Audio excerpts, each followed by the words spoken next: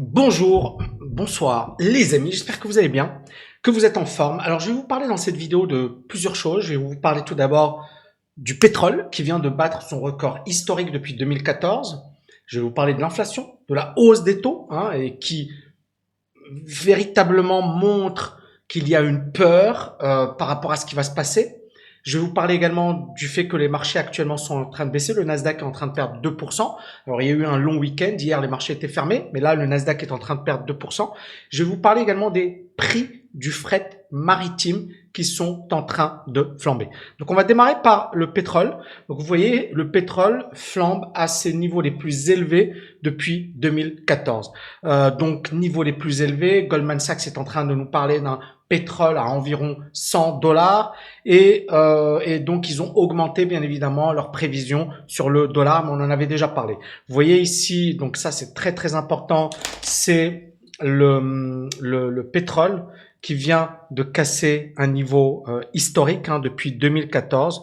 Pour la première fois, on vient de casser ce niveau et ça montre encore une fois, et c'est ce que je vous dis depuis quand même plusieurs semaines, je vous ai parlé d'un super cycle sur les matières premières et je vous ai dit la menace, elle viendrait vraiment des matières premières. Alors bien évidemment, pour que cette hausse des matières premières cesse, il faudrait à un certain moment une coordination internationale. On a vu que Biden a essayé de taper du poing sur la table, il a dit que c'était illogique, que c'était inacceptable, il a même fait appel à la Chine, et donc coordination avec la Chine, alors qu'ils se détestent, mais là, il s'agit quand même de business, et on voit que ça n'empêche pas le pétrole de continuer à monter. Donc c'est très très intéressant, parce que ça nous rappelle encore une fois les années 70. On avait vécu quasiment le même phénomène. Alors bien évidemment, c'était différent, mais on avait vécu malgré tout la même chose. Il y a eu également une attaque aux Émirats, des Houthis, et il y a eu 3 morts, 6 blessés malheureusement. Ici en Chine, on parle également des réserves stratégiques. Est-ce que la Chine va lâcher ses réserves stratégiques ou pas? On est en train effectivement de discuter de ça. Alors, l'autre point qui est extrêmement intéressant, c'est le prix du fret maritime. Vous voyez, ces prix ont juste flambé durant les derniers mois. Il y a un entrepreneur qui a dit ils exploitent notre désespoir. Et bien évidemment, on est obligé de payer très très cher pour les frais de transport. On parle, alors encore une fois, récemment, donc les prix effectivement pour transport d'un 40-foot container to the US, transport 40 foot, je sais pas, vers les États-Unis, ont atteint 20 000 dollars l'année dernière. Aujourd'hui, on est à 14 000 dollars, mais auparavant, il y a quelques années, on était à 2 000 dollars. Ça vous montre que les prix du fret maritime ont juste flambé. Ici, vous avez une illustration. Ça, c'était les prix en 2016, 2017, 2018. Et là, vous avez les prix qui flambent en 2021. On a les prix effectivement du fret maritime qui sont littéralement en train de flamber. Alors, on parle également des bénéfices records de ces entreprises, 150 milliards de dollars en 2021, c'est-à-dire une hausse de 9 des résultats annuels par rapport à une décennie où les résultats étaient moyens. Et dans cet article, ils prennent l'exemple de Møller-Maersk, qui est une boîte danoise, qui est le deuxième plus grand comment dirais-je, transporteur maritime. Désolé, je traduis, mais voilà, en live. Et en fait, ça a un impact qui est énorme. Je vais vous montrer le graphe. Ça, c'est le graphe de cette société. On voit que en 2020, c'était assez faible, 5480, que là, elle a fait juste un bond en avant. Cette boîte a pris 350%. C'est pas Tesla, c'est pas Google, c'est pas Amazon. Mais vous voyez que ces boîtes ont largement profité de la crise, de cette situation post-pandémique. Et on voit effectivement que ce sont les grands gagnants de la crise avec des bénéfices de 150 milliards de dollars. Un économiste du Kansas, Nicholas Sly, il explique que les prix du fret ont un impact sur l'inflation et que cet impact est durable.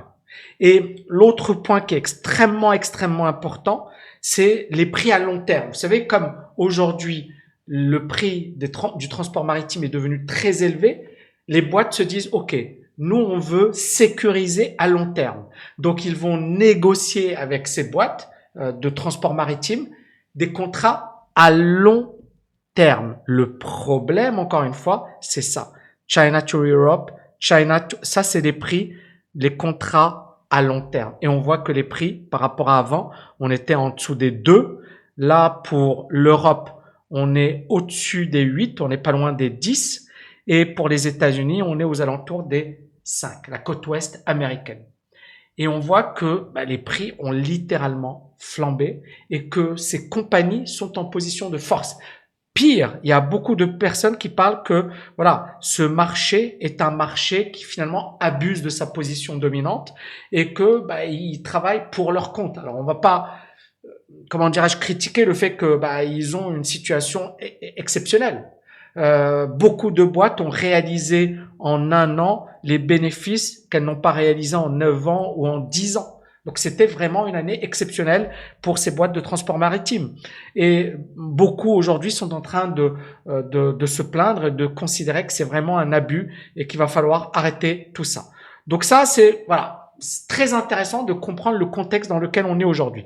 Alors bien évidemment, l'impact, c'est quoi? C'est que l'inflation grimpe, c'est que le taux d'intérêt grimpe. Ici, Treasury Yield surge. Et bien évidemment, ça entraîne une baisse des marchés, notamment du Nasdaq qui est en train de perdre 2% actuellement. Donc ici, on voit que les marchés sont en train de baisser. L'Europe, StockX 600, donc les 600 valeurs les plus importantes en Europe sont en train de diminuer. Le Nasdaq est en train de perdre 2%. Les actions asiatiques sont en train de baisser.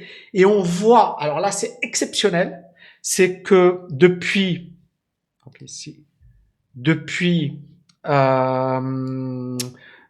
vous voyez ici 2019, 2020, 2021, on est en train de battre des niveaux au niveau des taux, d'accord? Les taux étaient négatifs pendant cette période. Depuis 2019, vous voyez, 2018, 2019, les taux étaient négatifs. Pour la première fois, on est en train de repasser dans le vert. C'est juste incroyable. Le plus haut niveau depuis mai 2019, pardon. Et donc, ça veut dire quoi? Ça veut dire qu'effectivement, on est dans une situation où beaucoup d'entreprises qui réalisaient des gros profits aujourd'hui avec les taux d'intérêt qui vont augmenter, vont être moins profitables. Il va y avoir beaucoup d'arbitrage. Les valeurs technologiques qui étaient à des niveaux stratosphériques parce que les taux étaient extrêmement bas. Et rappelez-vous, je vous ai beaucoup parlé du concept de TINA, there is no alternative, c'est-à-dire que les taux sont tellement bas qu'on n'a pas le choix et qu'il faut investir notre argent sur des actions. Eh bien, aujourd'hui, ce concept est en train d'être remis en question. Donc voilà, et puis ce qui va se passer cette semaine, c'est très important. Pourquoi? Parce qu'on va avoir pas mal de résultats. Goldman Sachs, Morgan Stanley, Bank of America, United Health, Netflix. Donc, ce sont des boîtes qui vont afficher des résultats. On a également des chiffres, notamment le taux de chômage le jeudi. Très, très, très gros chiffres. Et puis, bien évidemment, on a des décisions par rapport au taux d'intérêt, que ce soit en Indonésie, en Malaisie, en Norvège, en Turquie, en Ukraine, le jeudi. Et puis, bien évidemment, on va parler également des stocks de pétrole. Et donc, ça va avoir un impact important sur les prix du pétrole. Puis bien évidemment, si les stocks sont encore plus faibles, ça risque d'enflammer les prix du pétrole, ça risque d'aggraver l'inflation, ça risque d'aggraver effectivement la hausse des taux d'intérêt. Donc, semaine décisive. Alors bien évidemment, moi je dirais que on va rentrer dans une situation où l'économie va être de plus en plus chahutée. Il faut pas se leurrer, il faut pas se voiler la face. On va véritablement rentrer dans une zone de turbulence en 2022. 2021, on sentait déjà, mais ça montait, c'était sain, les taux d'intérêt étaient toujours bas, l'inflation, le Powell nous a parlé d'une inflation transitoire. Donc clairement, voilà, c'était pas quelque chose qui allait poser problème. Sauf que là, aujourd'hui, on va rentrer dans une dynamique où les taux d'intérêt risquent d'augmenter, l'inflation est importante, le pétrole est en train de battre des records depuis 2014, les prix du fret maritime flambent. Bref, on est dans une situation qui est assez paradoxale, qui est assez inédite, et il va falloir être de plus en plus vigilant. Je vais presque envie de dire, c'est la raison pour laquelle moi, dès décembre, je me suis dit, je vais lancer un bootcamp sur les options. Donc ça va être le 28 janvier. Ça va être 2 semaines intensives. Et pourquoi? Parce que justement, je pense que on va vivre une telle volatilité que si on n'est pas capable de se protéger, d'avoir des positions qui sont gérées, et les options sont un outil qui est extrêmement puissant. C'est complexe, certes, mais est-ce que ça vaut le coup de payer un petit peu de son temps, d'acquérir une expertise, plutôt que de rester à la merci des marchés et de se dire mais qu'est-ce que je fais aujourd'hui? Donc ça va être une grosse formation sur les options. Je vais vous montrer comment on peut générer des revenus, comment se protéger, comment voilà rouler. Bref, ça va être un bootcamp de dingue dans une optique investissement. C'est pas du trading, bien évidemment. C'est une optique investissement. C'est-à-dire que quelqu'un qui a investi avec un horizon 5 ans, 10 ans et qui a peur d'un krach boursier, qui a peur que les marchés se cassent la figure, qui a peur que le marché fasse du surplace pendant 10 ans, d'accord? Comme durant la période des années 70, on a eu la période de stagflation et on a eu un marché qui a fait du surplace pendant 10 ans. Si vous voulez vraiment rentrer et démarrer 2022 sur d'excellentes bases, je pense que c'est un bootcamp qu'il va falloir rejoindre. Le lien, c'est tami.net/OMI. Donc c'est Options Mastery pour investisseurs. Ça va être du lourd. Les amis, je vais commencer à publier au moins une vidéo par jour. Aujourd'hui, vous verrez, il y a une deuxième surprise tout à l'heure. Vous aurez une vidéo sur la Chine très intéressante. Je vais commencer à publier pas mal de vidéos. Je vais être beaucoup plus actif qu'auparavant. Maintenant, encore une fois, je suis pas parfait. Je peux parfois, voilà, me tromper. Il n'y a pas de souci. Ce que je vous demande, c'est si vous avez des thèmes qui vous intéressent, mettez-les-moi en commentaire. Comme ça, j'analyserai et je me dirai, ok, ça vaut le coup ou pas. Je vais également, et encore une fois, c'est pour ma communauté, c'est pour mes étudiants également, parce que c'est un complément du cours. C'est-à-dire que la formation est comme, voilà, je veux vraiment, je pourrais faire payer ces services, etc. Mais c'est pas mon truc. Je pense qu'effectivement, c'est la meilleure manière de procéder, c'est comme ça que je procède. Et pour ceux que ça intéresse, qui veulent aller plus loin, ils rejoignent mes formations. Et sinon, bah, c'est pas grave, vous avez du gratuit qui vaut de l'or. Hein. Moi, je sais que j'ai été analyste dans des grands cabinets. On facturait 100 000, 200 000, 300 000 euros des grosses banques. Et franchement, c'était pas ce que je vous proposais. Bon, voilà. Après, c'est comme ça. Mais moi, je pense qu'effectivement, cette chaîne YouTube, j'ai vraiment envie d'apporter de la qualité, de la valeur. Je sais qu'il y a beaucoup parmi vous qui le reconnaissent et qui me disent génial. Il y en a qui sont toujours là à râler. Bon, je m'en fiche de ces gens-là parce qu'ils vont râler tout le temps, quoi que tu fasses. Mais c'est pas ces gens-là qui m'intéressent. Par contre, j'ai vraiment envie de vous apporter de la valeur. Donc, mettez-moi vos questions, les thèmes qui vous intéressent, etc.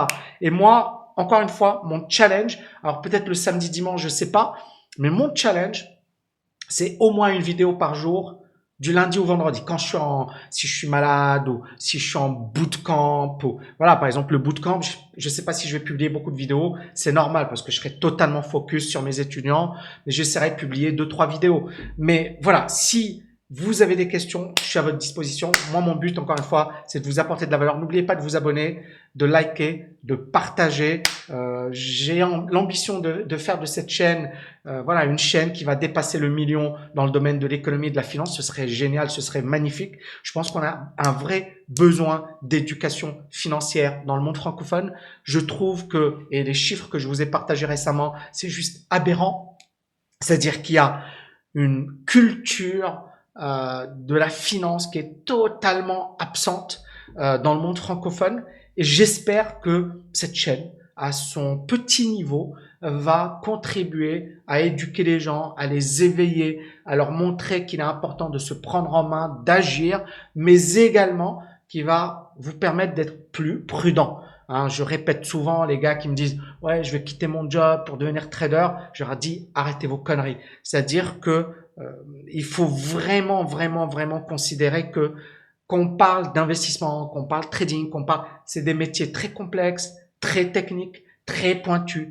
et ça demande beaucoup de travail, beaucoup de temps, mais ça vaut le coup à long terme. Merci infiniment les amis. N'oubliez pas de liker, de partager. Je vous dis à bientôt. Ciao, ciao, ciao!